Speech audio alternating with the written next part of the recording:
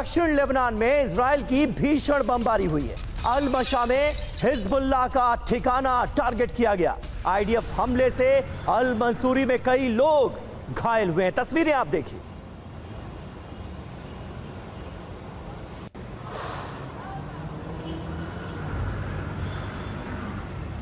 तो ये तस्वीरें आपको दिखा रहे हैं। इजरायली डिफेंस फोर्सेस ने ये बड़ा हमला अंजाम दिया है। साउथ लेबनान को एक बार फिर टारगेट किया गया है। हिजबुल्लाह का ठिकाना यहां अल मशा में मौजूद था, इसे ध्वस्त कर दिया गया। और दक्षिण लेबनान पर इजराइल के हमले जारी हैं। तायरे के दक्षिण में 2 बड़े हवाई हमले हुए हैं। आईडीएफ के अटैक से तायरे में तबाही की खबर आ रही है। तस्वीरें आप देखिए। साउथ लेबनान का एक और इलाका किस तरह से इजराइल ने हमला करके इसे भी दहला दिया।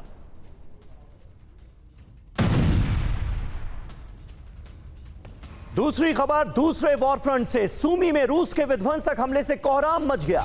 हमले के बाद भागते नजर आए लोग। रूसी बमबारी का सीसीटीवी फुटेज सामने आया। ये जरा आप देखिए किस कदर दहशत नागरिक ठिकानों पर नजर आ रही है। सिविलियन इलाके किस तरह से दहला दिए गए हैं। रूस के इस बड़े हमले में यूक्रेन का सूमी इलाका, जहां पर कोई अपने घर के गार्डन में बैठा हुआ है, कोई रेस्टोरेंट में बैठा हुआ है, कोई जनरल स्टोर से कुछ सामान खरीद रहा है और अचानक से जोरदार धमाका होता है और सब कुछ हिल जाता है।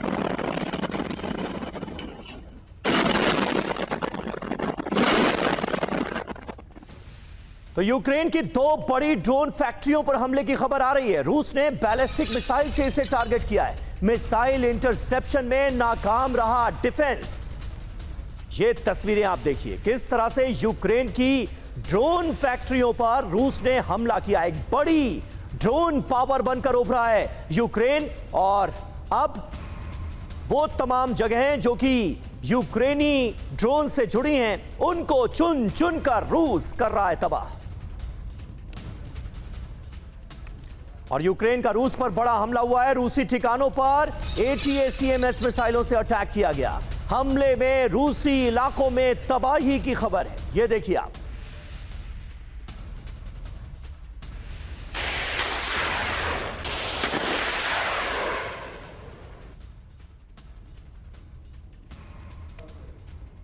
और रूस और यूक्रेन के बीच विनाशक जंग चल रही है। फ्रंट लाइन पर रूसी और यूक्रेनी सैनिक आपस में भिड़े।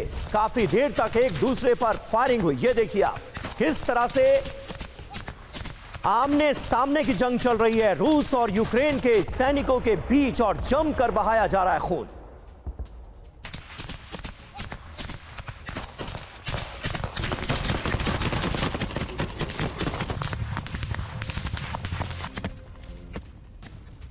और इस बीच एक अहम खबर ताजिकिस्तान से है, जहां पर भीषण बाढ़ से तबाही मची है। अचानक आई बाढ़ में कई गाड़ियां बह गई। रास्ते और बुनियादी ढांचों को भारी नुकसान हुआ है। तजाकिस्तान की ये तस्वीरें आपके सामने हैं, जहां पर बाढ़ की वजह से कैसी आफत आई लोगों पर, इसका अंदाजा आप इन तस्वीरों को देखकर लगा सकते हैं। फ्लैश फ्लड अचानक आई और उसमें सब कुछ तबाह हो गया, बह गया।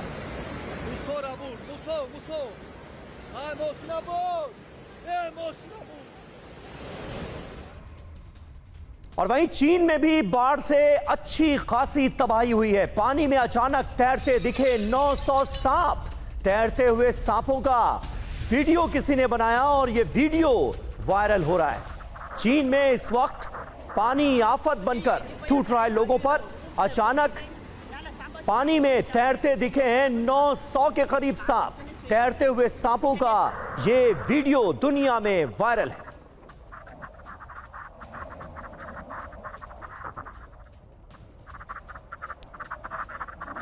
तो ये 2 बड़ी खबरें तस्वीरों के साथ इस वक्त आपके सामने हैं। तजाकिस्तान में अचानक आई बाढ़ में किस तरह से सैकड़ों गाड़ियां बह गईं, वो हम आपको दिखा रहे हैं। और दूसरी तस्वीर जो आप देख रहे हैं वो चीन से सामने आई है।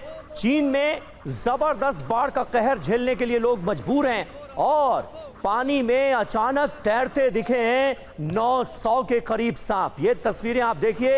ये सांप किस तरह से झुंड बनाकर तैरते हुए जा रहे हैं, मानो कोई ड्रैगन ट्रैवल कर रहा हो।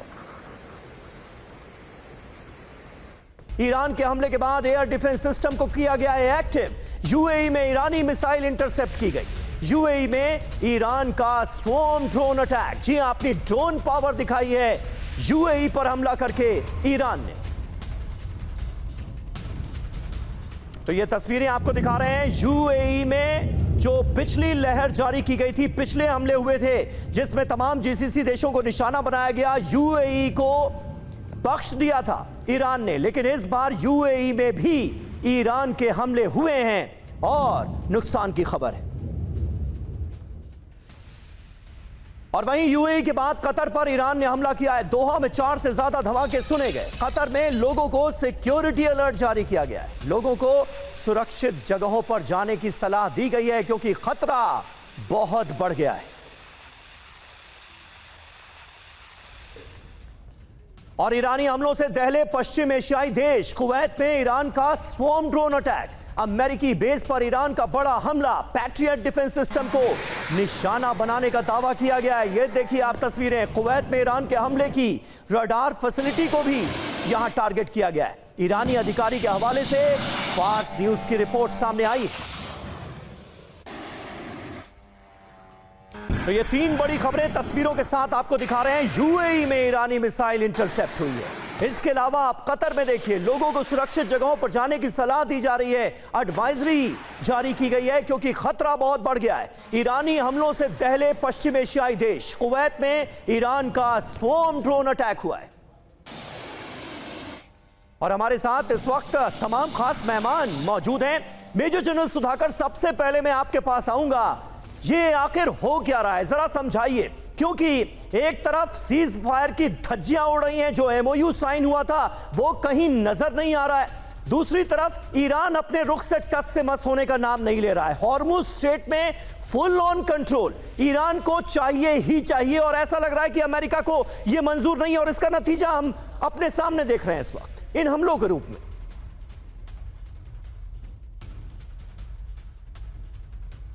सर, आप अपना ऑडियो अनम्यूट कर लें प्लीज। समीर नमस्कार, जय हिंद। और सबसे पहले मैं आपको तहे दिल से धन्यवाद देता हूं, आपने आपके शो के लिए इनवाइट किया। और मेरे जो को पैनलिस्ट हैं, डिस्टिंग्विश्ड और एस्टीम्ड को पैनलिस्ट, उन सबको मेरे तरफ से शुभकामनाएं।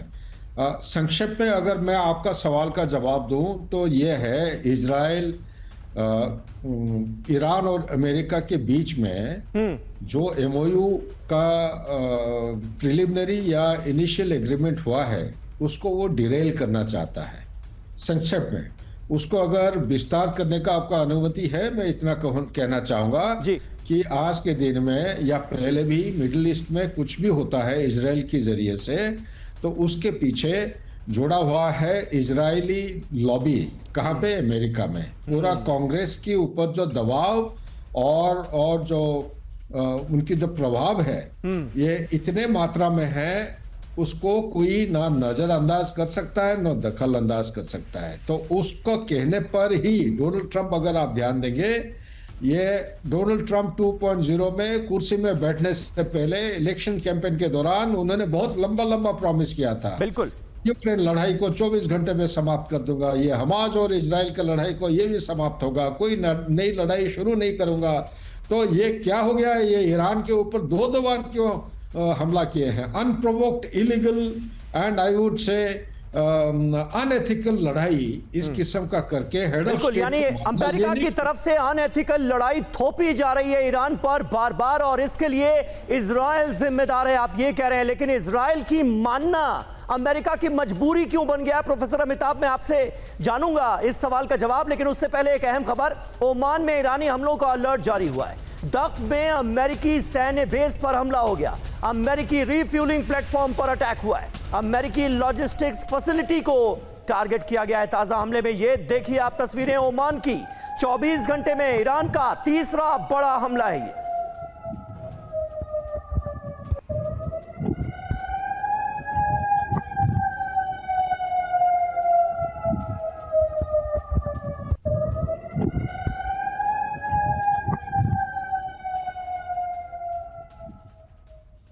और वहीं ईरान के टारगेट पर पश्चिम एशिया के देश हैं कतर, कुवैत के साथ बहरीन पर ईरानी हमला हुआ है। अमेरिका की 5th फ्लीट पर यह बड़ा हमला था। हरीन के मनामा नेवल बेस में भी कई धमाके हुए हैं। ईरानी हमले पर तब्स मीडिया की रिपोर्ट। और अमेरिकी हमले के बाद ईरान ने लिया है बदला। जॉर्डन में ईरान का बैलिस्टिक मिसाइल से अटैक हुआ। जी हां, अमेरिकी MQ-9 ड्रोन हैंगर पर ईरान ने मिसाइल हमला कर दिया। IRGC ने प्रिंस हसन बेस पर हमला किया। जॉर्डन पर हमले को लेकर ईरान इंटरनेशनल की रिपोर्ट।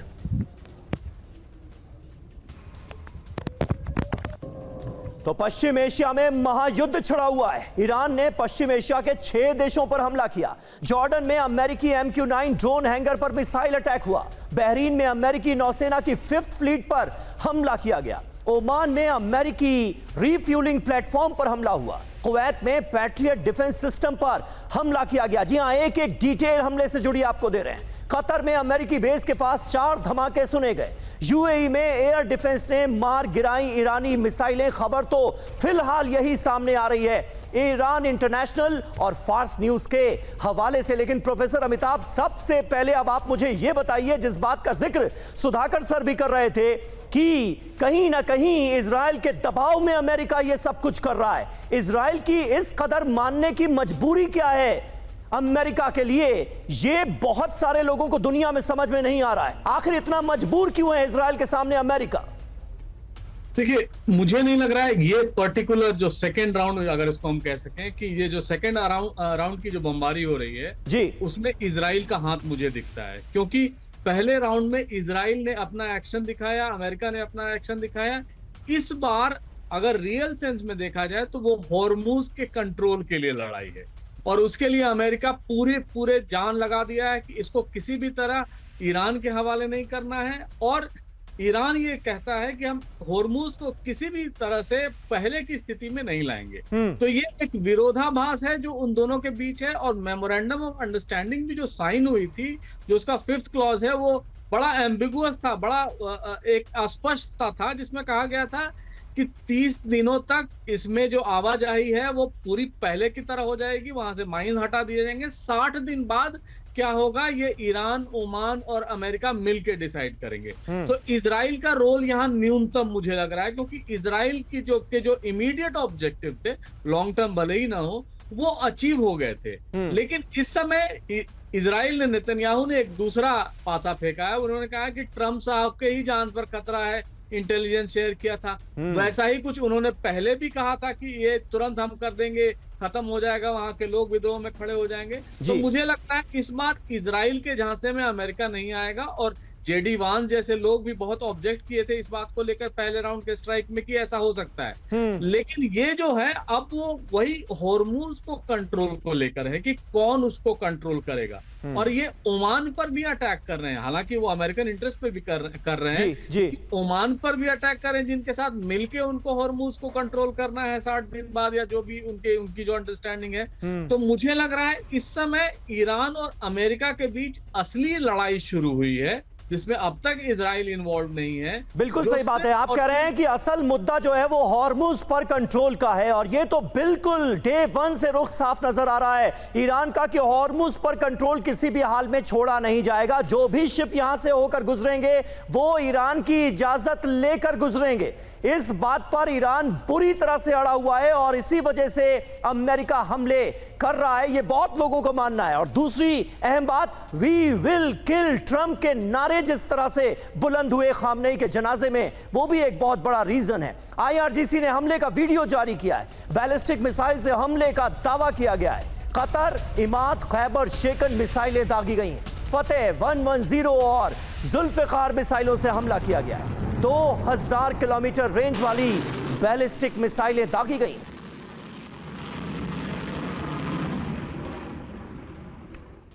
और अमेरिका इजराइल को IRGC की डायरेक्ट चेतावनी, पश्चिम एशिया में दुश्मन के ठिकाने तबाह कर देंगे, किसी भी हमले का घातक जवाब दिया जाएगा। IRGC ने कहा दुश्मन को पनाह देने वालों पर भी एक्शन होगा।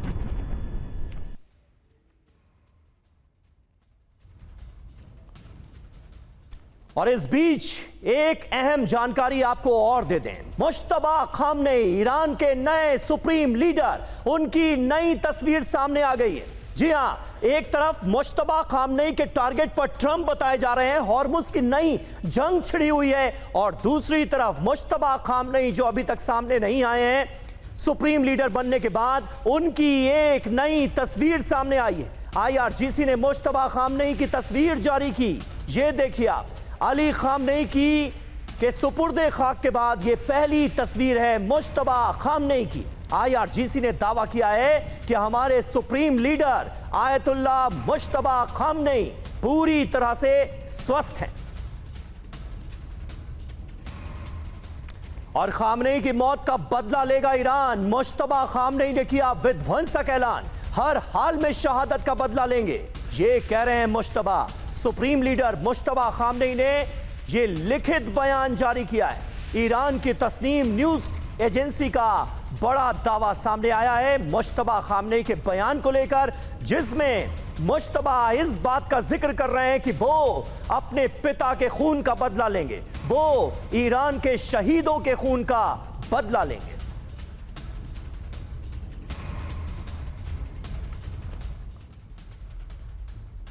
जी हां, तो मुश्तबा खामनेई ने खाई है कसम, मौत का बदला लेंगे। अली खामनेई की मौत का बदला लेकर रहेगा ईरान। सभी नेताओं, कमांडर्स और नागरिकों के खून का बदला लेंगे। सुप्रीम लीडर मुश्तबा खामनेई ने यह लिखित बयान जारी किया है। पूरे ईरान में शहीदों के खून का बदला लेने की मांग जोर पकड़ रही है। हम रहें या ना रहें, बदला जल्द ही होगा, यह कहा गया है मुश्तबा खामनेई की तरफ से। और ईरान के मौजूदा सुप्रीम लीडर क्या कह रहे हैं, यह हमने आपको बताया। खामनेई की मौत का बदला कैसे लेंगे मुश्तबा, यह है अहम सवाल, क्योंकि अब सीधे सीधे कसम खाई गई है, ऐलान कर दिया गया है कि अब मुश्तबा के निशाने पर डोनाल्ड ट्रंप होंगे। यह सबसे बड़ा सवाल है, क्या ईरान के निशाने पर बेंजामिन नेतन्याहू हैं? जब वो कहते हैं कि खून का बदला लेंगे तो किससे लेंगे? क्या ट्रंप से लेंगे या फिर बेंजामिन नेतन्याहू से लेंगे? क्या ईरान इजराइल पर हमले की प्लानिंग कर रहा है? यह भी वो अहम सवाल है जो कि इस वक्त हर किसी के जहन में है। क्या ईरान पश्चिम एशिया के कई देशों पर हमले की कर रहा है प्लानिंग? ये अहम सवाल। क्या ईरान समंदर में अमेरिकी युद्धपोतों को टारगेट तो नहीं कर देगा? यह भी अपने आप में एक बड़ा सवाल है। ग्रुप कैप्टन DK पांडे, आपको क्या लगता है? ये बयानबाजी की जा रही है, दिखाने की कोशिश की जा रही है कि देखिए ईरान दुनिया के सबसे ताकतवर मुल्क से डरता नहीं, और जब जंग होती है तो उसे भी घुटनों पर ले आया जाता है। ईरान में ये कुव्वत है, ये बताने की कोशिश हो रही है, या फिर वाकई ईरान की ऐसा करने की तैयारी है? कस्में तो खाई गई हैं कि आयतुल्लाह अली खामनेई की मौत का बदला लेंगे, ईरान के शहीदों का बदला लेंगे, तो बदला किससे लिया जाएगा?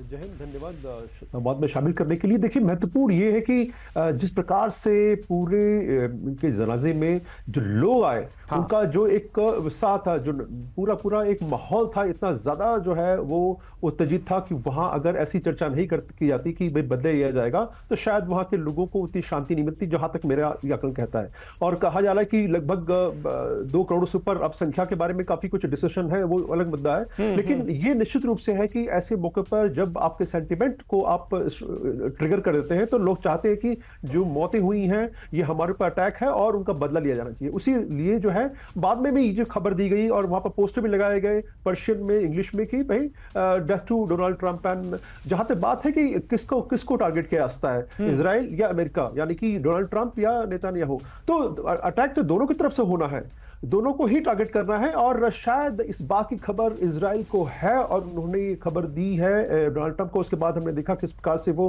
अंकारा में जब नाटो समिट हुआ, वो गए और उन्होंने 2 बार जहाज बदला और पर्दे डाउन कर दिए गए, लाइट डिम कर दी गई, और साथ में कहा जा रहा है कि जो व्हाइट हाउस की सिक्योरिटी उसको बीफ अप किया जा रहा है, वहां की जो फेंसिंग है उसको भी बदला जा रहा है, ताकि कोई अगर ग्राउंड अटैक प्लान करे, वहां पर कोई बंदा घुसने का प्रयास करे व्हाइट हाउस में, तो उसको भी परमानेंटली टारगेट किया जा सके। और ये कहा जा रहा है कि जो फेंसिंग होगी वो 6 से 8 फीट के आसपास ऊंचाई की होगी और ये परमानेंट बेसिस होगी। तो निश्चित रूप से देखिए एक खौफ का माहौल तो जरूर पैदा हुआ। जहां तक बात है कि उसको धराशायी करने के लिए और फौजियों का जो मनोबल है, जो सैनिक लड़ रही हैं इतना दूर, हजारों किलोमीटर दूर अमेरिका से, उनका मनोबल बढ़ाए रखने के लिए जरूरी है कि ऐसी बात की जाए। देखिए ईरान ने क्या अटैक किया है इजराइल पर, ये एक बहुत बड़ा मुद्दा है। बिल्कुल सही बात है, बिल्कुल सही बात है सर। यानी दूसरा पहला बड़ा मुद्दा हॉर्मुज स्ट्रेट पर फुल ऑन कंट्रोल का, जो कि रीजन नजर आ रहा है, और दूसरा डोनाल्ड ट्रंप का डर, क्योंकि ईरान में जिस तरह से नारे लगे वी विल किल ट्रंप के पोस्टर्स हर तरफ चस्पा किए गए और ईरान के लोगों की भावना निकलकर सामने आई कि बदला लेना चाहिए, और उसके बाद मुश्तबा खामनेई ने यह ऐलान किया है। लेकिन इस बीच अमेरिका में क्या हो रहा है? डोनाल्ड ट्रंप बेतहाशा डरे हुए हैं। ट्रंप को जानलेवा हमले का डर सता रहा है, यहां तक कि व्हाइट हाउस में नई सिक्योरिटी फेंसिंग कराएंगे ट्रंप। सोचिए, यह डर है अमेरिकी राष्ट्रपति का। अस्थायी बैरियर हटाकर पक्की बाड़ लगाने का प्लान बनाया गया है। ईरान से ट्रंप पर हमले की मिली थी धमकी। द वॉशिंगटन पोस्ट का यह बड़ा दावा सामने आया, यानी ईरान की धमकी को बहुत ज्यादा गंभीरता से लेते डोनाल्ड ट्रंप नजर आ रहे हैं।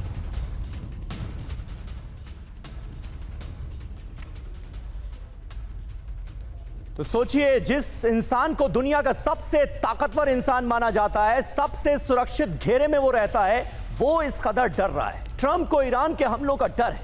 व्हाइट हाउस के बाहर अब कई लेयर्स में सुरक्षा होगी। व्हाइट हाउस में नई सिक्योरिटी फेंसिंग कराएंगे ट्रंप।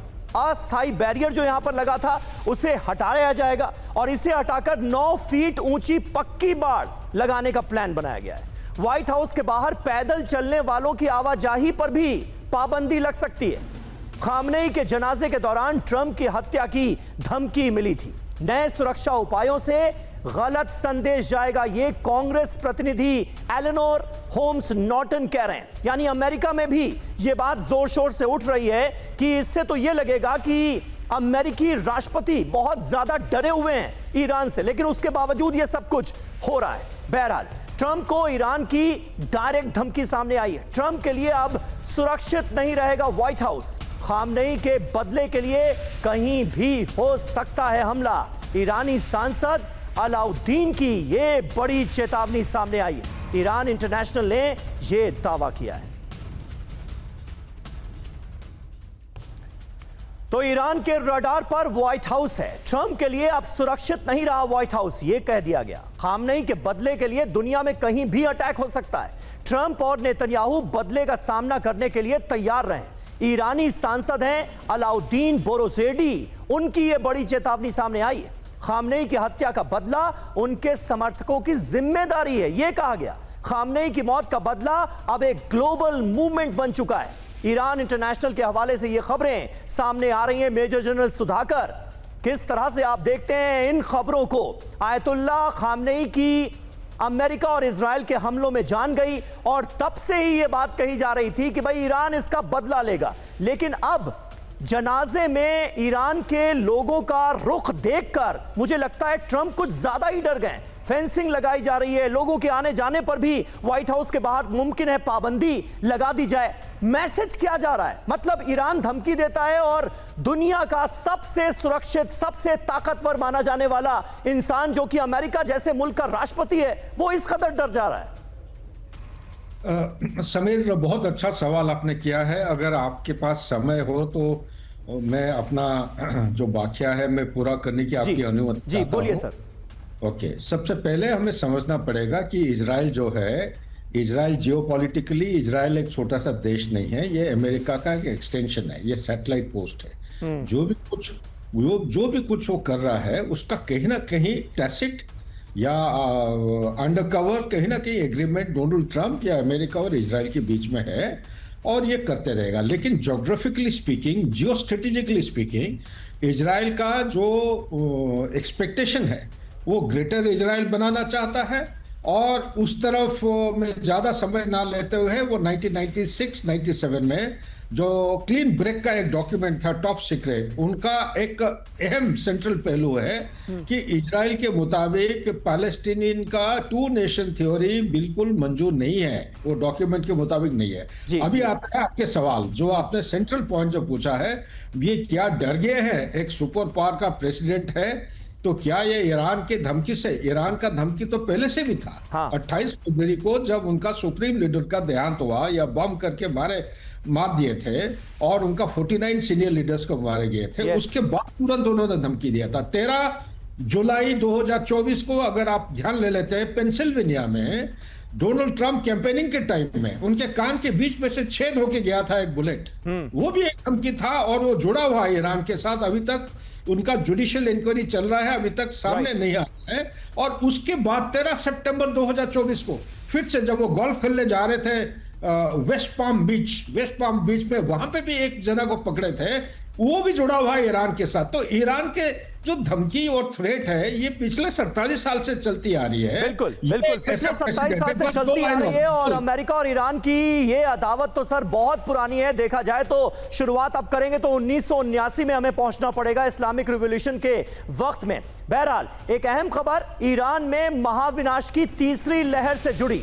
जी हां, जो डिटेल्स हैं वो सामने आई हैं और वो ये बता रही हैं कि इस बार के हमलों में हुआ क्या है। 12 शहरों में तबाही मची है। जी हां, 12 शहरों में 140 ठिकानों को दहलाया गया है। यानी अमेरिका ने कोई छोटा मोटा हमला नहीं किया है, बड़े हमले किए हैं। हाइमार्स से हमला किया गया है। कुवैत और बहरीन से दागी गई हैं मिसाइलें। बहुत लोग ये सवाल पूछते हैं कि जीसीसी देशों को, खाड़ी देशों को ईरान क्यों टारगेट कर रहा है। ये है वजह। कुवैत और बहरीन से अमेरिका ने मिसाइलें दागी। कहां पर? ईरान पर। मिसाइल ड्रोन साइट्स पर हमले किए गए। कम्युनिकेशन नेटवर्क को तबाह कर दिया गया। बुशहर पोर्ट में भी तबाही मचा दी। बंदर अब्बास में भी धमाकों से हड़कंप मच गया। तो 12 शहरों में 140 हमलों को अंजाम दिया गया है और ईरान पर हाइमार्स मिसाइलों से विध्वंसक हमला किया गया है। बहरीन की जमीन का इस्तेमाल किया गया है इन हमलों को अंजाम देने में। बहरीन की जमीन से ईरान को दहलाया गया। हाइमार्स की सबसे ज्यादा रेंज वाली मिसाइलों का इस्तेमाल किया है अमेरिका ने इस हमले में। मिसाइलें दागे जाने की कई तस्वीरें सामने आई और वहीं कुवैत के अमेरिकी बेस से ईरान पर हमला हुआ। जमीन से जमीन पर मार करने वाली मिसाइलों से अटैक किया गया। कुवैत बेस से रात भर अमेरिका की एयर स्ट्राइक हुई। ईरान की प्रेस टीवी का बड़ा दावा। और ईरान के खिलाफ अब निर्णायक जंग का वक्त है। अमेरिका के युद्ध मंत्री का ऐलान जंग। ईरान ने गलत फैसला किया है। कौन कह रहा है ये? पीट हेग्सेथ ने कहा है ईरान को इसकी कीमत चुकानी पड़ेगी।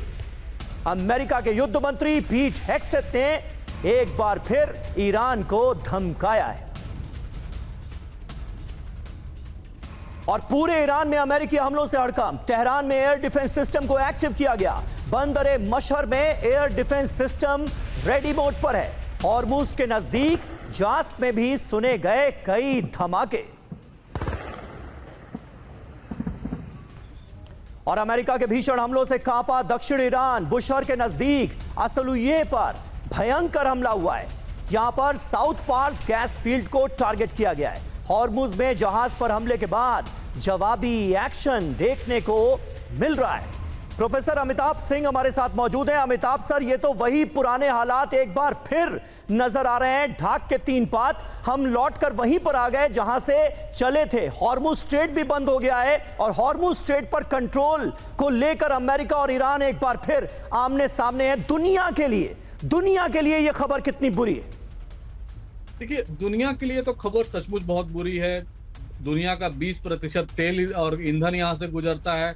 भारत का 40% गुजरता है। 90% चीन, भारत, कोरिया और जापान का तेल और ईंधन यहाँ से गुजरता है। तो ये दुनिया के लिए तो बहुत बुरी खबर है ही। लेकिन जिस तरह से ट्रंप साहब ने इस पीस डील को एक्टिवेट किया था या युद्ध को भी जब शुरुआत की थी, तो वो हड़बड़ में थे। फिर उसको बंद करने की हड़बड़ थी, फिर MOU साइन करने की हड़बड़ है और अब जो है वो सब गुड़ गोबर होता हुआ दिख रहा है। मुझे तो यही लग रहा है कि जिस तरह से ये शांति समझौता की नींव रखी गई थी, उसका बहुत बेसिक चीज ही गड़बड़ था। उन पर ये चीज पर अंडरस्टैंडिंग ही नहीं थी कि न्यूक्लियर डील तो कर लिया, चलिए वो नहीं बनाएंगे, लेकिन होर्मुज को ईरान इस समय एक वेपन की तरह देख रहा है। वो जानता है कि जब भी वो उसको यूज करना चाहेगा, फ्यूचर में भी अगर ऐसी स्थिति आती है तो वो उसको यूज कर पाएगा। और यही थ्रेट पूरे जीसीसी कंट्रीज को है, बहरीन, कुवैत, कतर, जितने भी इस रीजन में अफेक्टेड हैं, क्योंकि सारे तेल की आवाजाही वहीं से होती है, उनके लिए भी एक बहुत बड़ी चुनौती है कि ये कैसे करें। पूरी दुनिया इस समय आप यूं कहें एक इकोनॉमिक ब्लैकमेल की तरफ पड़ रही है, ईरान उसके लिए जिम्मेवार है, लेकिन इसके लिए इसका खामियाजा सबसे ज्यादा भारत जैसे देशों को भुगतना पड़ेगा, क्योंकि अल्टीमेटली सारा तेल हमारा, मैक्सिमम तेल हमारा इधर से ही आता है। हमें डिप्लोमेटिकली लेकिन अभी तो सर टोल टैक्स वसूली का कोई जिक्र नहीं कर रहा है ईरान, सिर्फ ये कह रहा है कि हमसे इजाजत लेकर जाएं, जितने भी शिप गुजरे हैं वो इजाजत लेकर जाएं। इसमें दिक्कत क्या है? नहीं, इजाजत अभी होगी, आगे जाके उस पर टैक्स लगाया जाएगा। बात तो यही हो रही। हाँ। इजाजत इंटरनेशनल वाटरवेज में आप कैसे दे सकते हैं? मलक्का स्टेट में मलेशिया, इंडोनेशिया, सिंगापुर इजाजत देंगे तब कोई वहां से माल जाएगा? ऐसी तो बात हो नहीं सकती। अगर इजाजत ही देनी थी, अगर उनको लग रहा है शायद माइन है, शायद उसके लिए उन्होंने रूट बनाया है, अगर वो भी है तो उनको उसके हवाले छोड़ देना चाहिए कि ये माइन के बीच जाएं। इजाजत यहाँ पर अभी इजाजत लग रही है, लेकिन कैसे कंट्रोल होगा 60 दिन के बाद, जून 17 का जो एमओयू है उसके बाद। बिल्कुल सही बात है। आगे ये कंट्रोल धीरे धीरे करके और ज्यादा बढ़ सकता है, टोल टैक्स देने की नौबत भी आ सकती है तमाम देशों को। यही एक चिंता का सबब निश्चित तौर पर नजर आता है हॉर्मुज स्ट्रेट और ईरान को लेकर। और वहीं ईरान के बुशहर में अमेरिकी हमलों का कहर देखने को मिला। बुशहर के कई इलाकों में जबरदस्त मिसाइल हमले हुए। बुशहर पावर प्लांट के नजदीक हमलों का दावा किया गया है। बुशहर, कंगन और बंदरदेर में धमाकों से हड़कंप मच गया। और वहीं ईरान के कोस्टल इलाकों में हमलों से कोहराम मच गया। बुशहर के दायर पोर्ट को टारगेट किया गया। बुशहर पोर्ट के नजदीक विस्फोट से तबाही। बंदर अब्बास, सिरिक, मिनाब और अहवाज में भी हमले किए गए।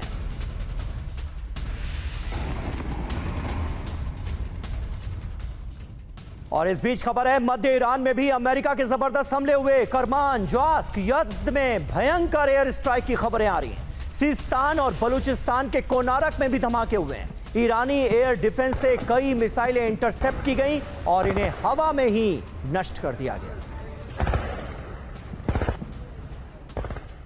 और ईरान के 12 शहरों में भयंकर एयर स्ट्राइक की खबर है। ईरान में 140 से ज्यादा ठिकानों को दहलाया गया है। ईरान पर एक हफ्ते में तीसरा बड़ा हमला हुआ है। एक हफ्ते में 300 से ज्यादा टारगेट तबाह कर दिए गए। अमेरिकी सेंट्रल कमांड का बहुत बड़ा दावा।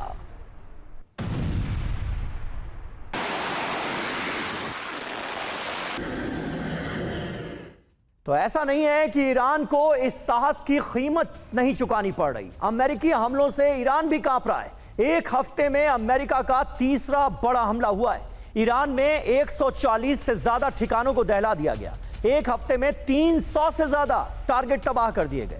दक्षिण ईरान में सभी पोर्ट फैसिलिटी पर हमले हुए। Missile, drone sites, weapon storage और कम्युनिकेशन नेटवर्क को तबाह कर दिया गया। हॉर्मुज में साइप्रस के जहाज पर हमले के बाद एयर स्ट्राइक की गई है। और देखिए बात कहां तक पहुंच गई। अमेरिकी सेंट्रल कमांड के हवाले से ये जानकारियां सामने आ रही हैं।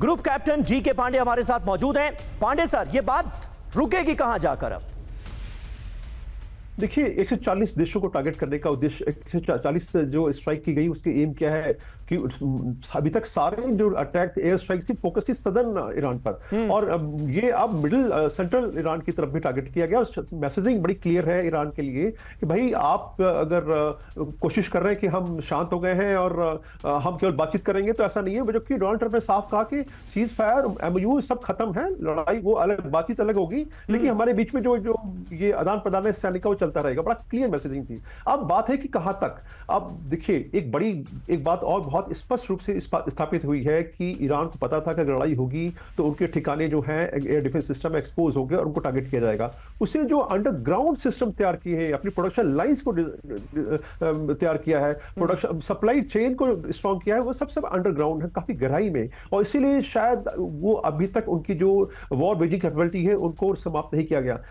अगर आप इसको समाप्त करना चाहते हैं तो निश्चित रूप से उनको इन सारे जो सप्लाई चेन्स हैं इनको डिस्टर्ब करना पड़ेगा, अदरवाइज ये जंग जारी रहेगी। नंबर 1। नंबर 2 मैं क्विकली बता दूं कि अब जो मुझे डर लग रहा है कि अगर न्यूक्लियर जो पार्ट था इस पूरे सीज फायर का, एमयू का या विवाद का, उसके बारे में काफी शांति चल रही है। हो सकता है कि कुछ गुप्त छुप जो है प्लान बन रहा हो कि इनको टारगेट किया जाए, इनको एक्वायर, क्योंकि फिजिकल एक्वायरमेंट तो लगभग असंभव सा लग रहा है। अब उनको टारगेट करने की बात है तो वो एक और विध्वंसक होगा। तो मेरे आंकलन के हिसाब से हम और विध्वंसक के नए स्तर की तरफ जा रहे हैं। एस्केलेट हो रहा है लेकिन उसमें डैमेजिंग बहुत होगी और आने वाले दिन जो है स्पेशली साउथ एशिया के लिए बहुत ही ज्यादा घातक होने वाला है। बिल्कुल सही बात है, तनाव फिलहाल बढ़ता हुआ नजर आ रहा है। और इस बीच देखिए हॉर्मुज स्ट्रेट का हमने जिक्र किया, उसे लेकर खबर है यहां पर आमने सामने की जंग फिर शुरू हो गई। जी हां, IRGC ने एक और कमर्शियल शिप को रोका है। रिपोर्ट सामने आ रही है 12 घंटे में दूसरे कमर्शियल शिप पर ईरान का यह एक्शन सामने आया है। यानी हॉर्मुज स्ट्रेट में एक तरह से आमने सामने की जंग चल रही है। IRGC ने यहां पर एक और कमर्शियल शिप को रोका है, यानी ईरान अपने रुख से टस से मस होने का नाम नहीं ले रहा है। तो हॉर्मुज स्ट्रेट में चरम पर है तनाव। IRGC ने कमर्शियल शिप पर हमला कर दिया है। ईरान ने 2 शिप्स पर वार्निंग शॉट्स दागे हैं। ये देखिए, ये अपडेट आ रही है हॉर्मुज स्ट्रेट से। चेतावनी के बाद भी रास्ता ना बदलने पर फायरिंग की गई है, ये IRGC ने माना है।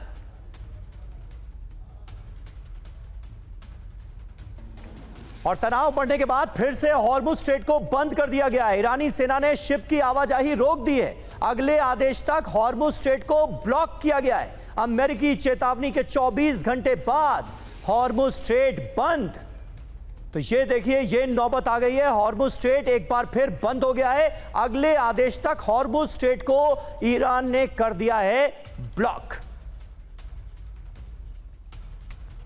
तो हॉर्मुज की जंग, ईरान का एक्शन, हॉर्मुज स्ट्रेट को फिर से पूरी तरह से बंद कर दिया गया है। कमर्शियल शिप की आवाजाही रोक दी गई है। चेतावनी ना सुनने पर 2 कमर्शियल शिप्स पर वार्निंग शॉट्स दागे गए। पिछले 48 घंटे में साइप्रस के शिप पर हमला किया गया। ये जानकारियां फिलहाल हॉर्मुज स्ट्रेट को लेकर सामने आ रही है। आप अंदाजा लगा सकते हैं कि टेंशंस कितने बढ़ चुके हैं यहां पर। और ईरान की अमेरिका को बड़ी चेतावनी, एक तरफा समझौते का दौर अब खत्म हो गया। ईरानी संसद के स्पीकर कालीबाफ ने वार्निंग दी है, अपनी बात पर कायम रहो नहीं तो कीमत चुकाओ। कालीबाफ ने हॉर्मुज समझौते के आर्टिकल 5 की याद दिलाई। तो यह है ईरान की चेतावनी, एक तरफा समझौता अब हमें स्वीकार नहीं। ईरानी संसद के स्पीकर कालीबाफ ने वार्निंग दी, एक तरफा समझौते का दौर अब खत्म हो गया। अमेरिका अपनी बात पर कायम रहे नहीं तो कीमत चुकाए। कालीबाफ ने कहा, इस्लामाबाद मेमोरेंडम ऑफ अंडरस्टैंडिंग याद है ना? मेमोरेंडम में आर्टिकल 5 में हॉर्मुज से जुड़े प्रस्ताव को दिखाया गया है, अमेरिका को याद दिलाया गया है। आर्टिकल 5 में हॉर्मुज का नियंत्रण ईरान के पास होने का दावा किया गया है।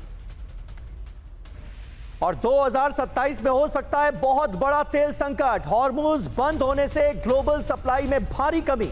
अमेरिका ईरान जंग से गलत साबित होंगे, सरप्लस के अनुमान। इंटरनेशनल एनर्जी एजेंसी ने यह बड़ा दावा किया है।